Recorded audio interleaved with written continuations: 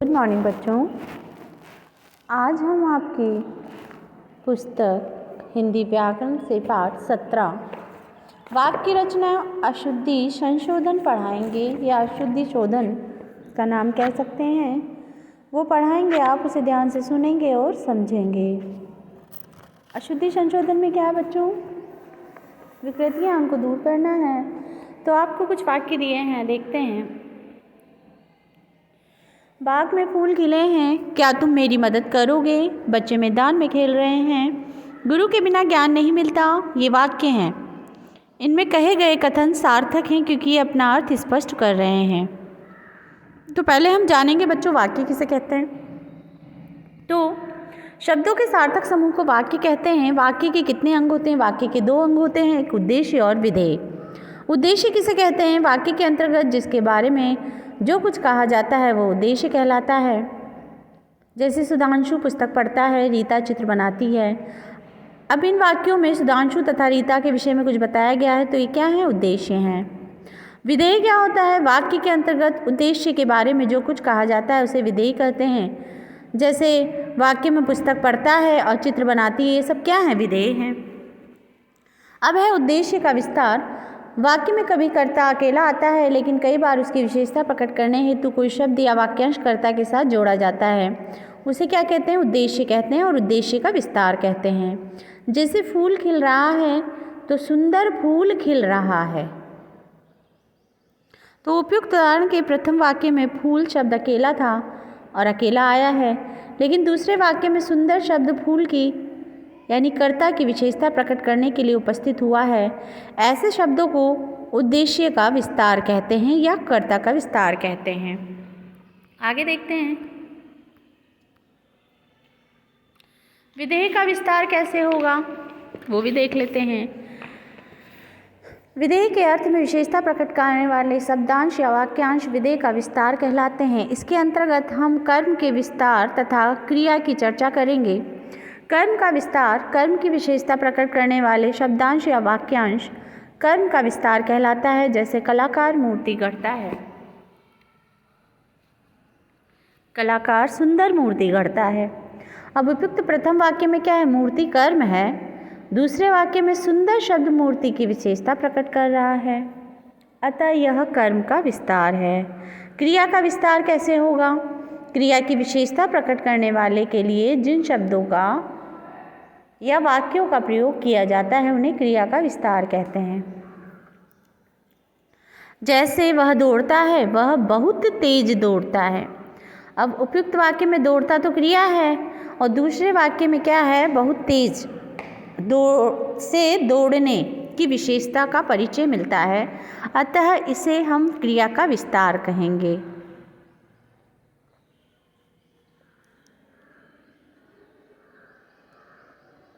आगे वाक्य के भेद 2 आधारों पर किए गए हैं, एक अर्थ के आधार पर और एक रचना के आधार पर।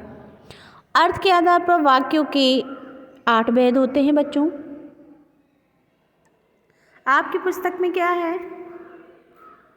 पेज इसमें नहीं है, तो मैं बता दे रही हूँ, आप ध्यान से सुन लें। विधानवाचक वाक्य किसी क्रिया के होने या करने के सामान्य सूचना देने वाले वाक्य विधान वाक्य कहलाते हैं। जैसे दीपक निबंध लिखता है,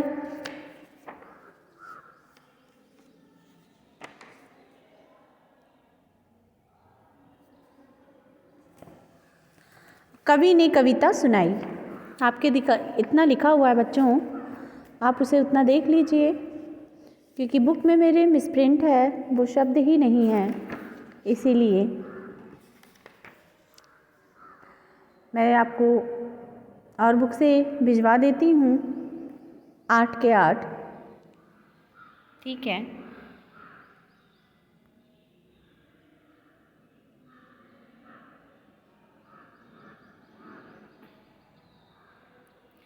इस इमेज में आपके है नहीं बच्चों, देख लीजिए। निषेधवाचक दूसरा देख लेते हैं। किसी क्रिया के होने न होने की सूचना देने वाले, होने की नहीं न होने की सूचना देने वाले वाक्य निषेधवाचक वाक्य कहलाते हैं। जैसे मैं खाना नहीं खाऊंगा, मैं अपना घोड़ा किसी को नहीं दूंगा। अब आगे से मिसप्रिंट है बच्चों, तो उसकी मैं एक इमेज डाल दे रही हूँ।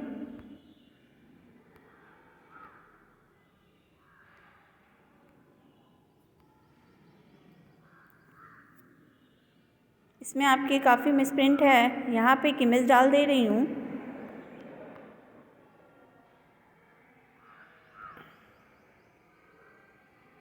मैं बोल देती हूँ, आप सुन लीजिए।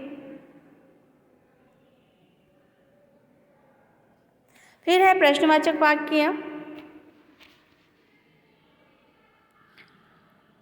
इस प्रकार के वाक्यों में मूल रूप से कुछ जानने की इच्छा रहती है, अर्थात प्रश्न किया जाता है, जैसे क्या वह प्रतिदिन व्यायाम करता है, तुम कब आए। इस प्रकार प्रश्न पूछने पे प्रश्नवाचक चिन्ह पीछे लगता है। फिर होता है संकेतवाचक वाक्य। इसमें संकेत या शर्त का भाव होता है। इसमें एक बात या एक कार्य का होना दूसरी बात या दूसरी कार्य के होने पर निर्भर करता है। जैसे यदि आप आते तो मैं भी आपके साथ चलता, अगर वर्षा होती तो फसल अच्छी होती। संदेहवाचक वाक्य में इस प्रकार के वाक्यों में वक्ता की क्रिया के संपन्न होने में कुछ संदेह रहता है। जैसे उदाहरण, अब तक तो सीमा घर पहुंच चुकी होगी, अब शायद वह आए या ना आए। फिर है इच्छावाचक वाक्य। कभी कभी वक्ता यानी जो कहने वाला होता है और श्रोता सुनने वाला अपनी इच्छा प्रकट करते हैं। जैसे आपकी यात्रा मंगलमय हो, आज तो कोई मिठाई खिला दो। फिर 7वां नंबर आज्ञावाचक वाक्य होता है। इस प्रकार के वाक्यों का प्रयोजन किसी व्यक्ति को आदेश देने या आज्ञा देने या निर्देश को लेकर करवाना होता है। जैसे तुम यहाँ से बाहर चले जाओ, आप चुप रहिए। फिर आखिरी होता है विस्मयादिवाचक वाक्य। इस प्रकार के वाक्यों में विस्मय, आश्चर्य, हर्ष अथवा घृणा का भाव होता है। जैसे छी छी कितनी गंदगी है, अरे इतना लंबा सांप। तो ये थे बेटा अर्थ के आधार पर वाक्यों के भेद। अब हम देखते हैं रचना के आधार पर वाक्य के भेद। रचना के आधार पर वाक्य के 3 भेद हैं, जो तीनों आपको दिए हैं, सरल वाक्य, संयुक्त वाक्य और मिश्र वाक्य। तो आपका इसमें भी पता नहीं क्या चीज़ है, लेकिन हम इसको समझा देते हैं बच्चों। हमारे घर से बाहर निकलते ही वर्षा होने लगी, बच्चा हरी मिर्च खाते ही रोने लगा। ये सरल वाक्य थे। इसको मिश्र बनाने के लिए, जैसे ही हम घर से बाहर निकले वर्षा होने लगी, जैसे ही बच्चे ने हरी मिर्च खाई वह रोने लगा। तो सरल से संयुक्त वाक्य बनाना किस प्रकार। सरल वाक्यों को 2 स्वतंत्र वाक्यों में बदला जाता है।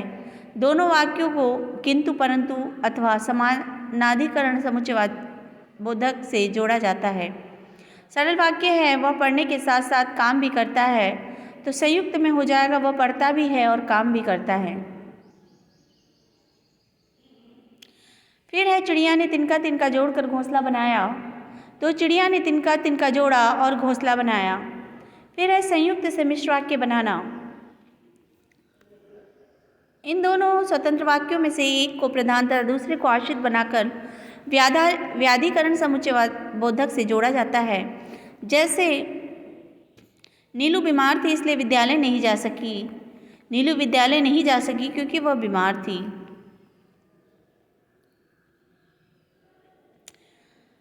गार्ड के सीटी देने पर रेलगाड़ी चल पड़ी। जैसे ही गार्ड ने सीटी दी वैसे ही रेलगाड़ी चल पड़ी। छुट्टी की घंटी बजी और विद्यार्थी घर चले गए। जैसे ही छुट्टी की घंटी बजी वैसे ही विद्यार्थी घर चले गए। तो ये था बच्चों आपका संयुक्त वाक्य, मिश्र वाक्य, संयुक्त वाक्य बनाना। अब है अशुद्ध वाक्यों को शुद्ध करना। लिखते या बोलते समय विद्यार्थी लिंग, वचन, कारक, क्रिया काल आदि से संबंधित नियमों का ध्यान नहीं रखते, वाक्य शुद्ध हो जाते हैं। ऐसे ही कुछ अशुद्धियाँ उदाहरण के रूप में दी गई हैं। अब आप लोग इन अशुद्धियों को देखेंगे और शुद्ध वाक्यों को पढ़ेंगे ताकि आप अशुद्धियों से भविष्य में बच सकें। जैसे संज्ञा के संबंध में क्या अशुद्धि होती है। लड़का ने पत्र लिखा तो कहेंगे लड़के ने पत्र लिखा। मुझे 20 रुपया चाहिए, मुझे 20 रुपये चाहिए। मोहित के 2 मामे हैं, मोहित के 2 मामा हैं। मैं रविवार के दिन तुम्हारे घर जाऊंगा, मैं रविवार को तुम्हारे घर घर जाऊंगा, क्योंकि रविवार तो खुद में एक दिन है, तो दिन क्या कहेंगे, रविवार ही कहेंगे।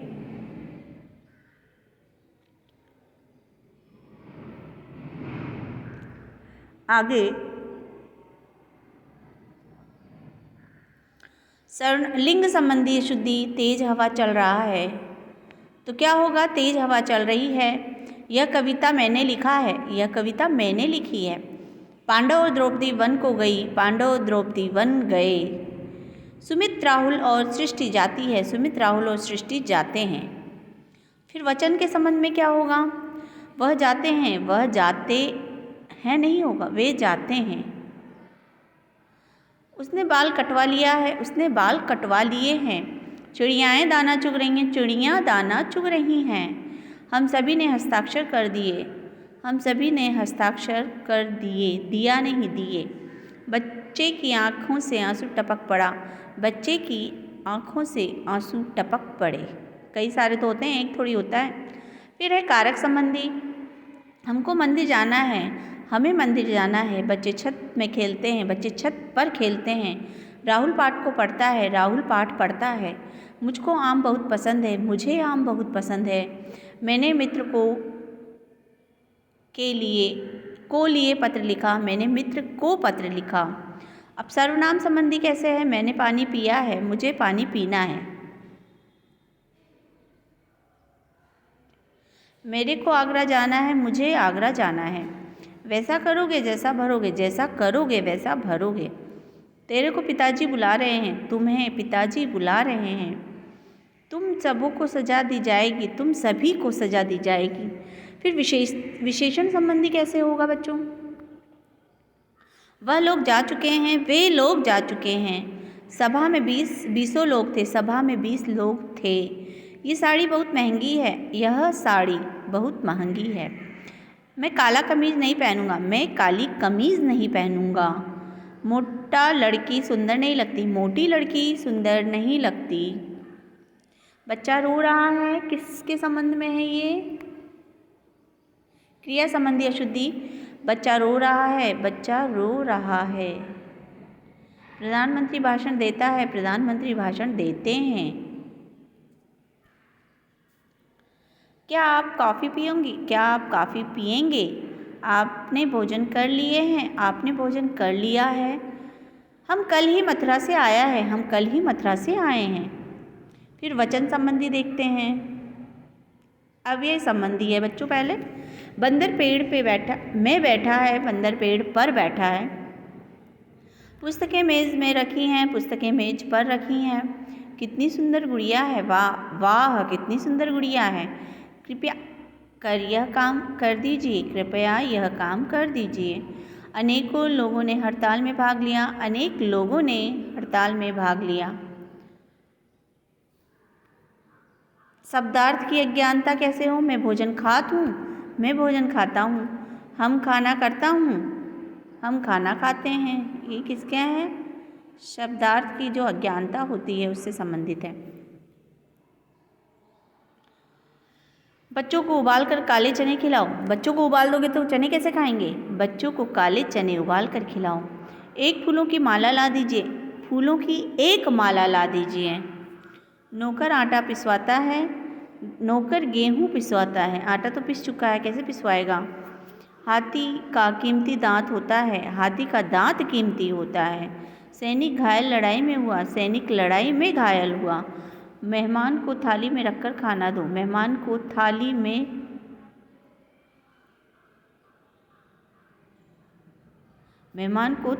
रखकर खाना दो, ना कि थाली को मेहमान को थाली में रखो।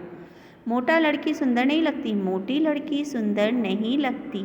तो ये था बच्चों आपका वाक्य रचना अशुद्धि शोधन किया गया है अशुद्धि में। आपकी पुस्तक में अगर मिसप्रिंट नहीं है पाठ, तो आप उसी में से देखकर पाठ पढ़िएगा। हमने आपको पाठ पढ़ाया है।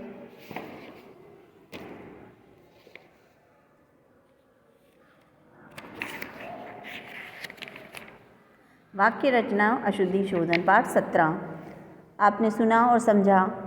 इस बुक में मिसप्रिंट था, आपकी बुक में मिसप्रिंट नहीं है तो आप पढ़िएगा। और अगर आपकी भी मिसप्रिंट है तो मैंने जो पढ़ा है उसे समझिएगा। धन्यवाद।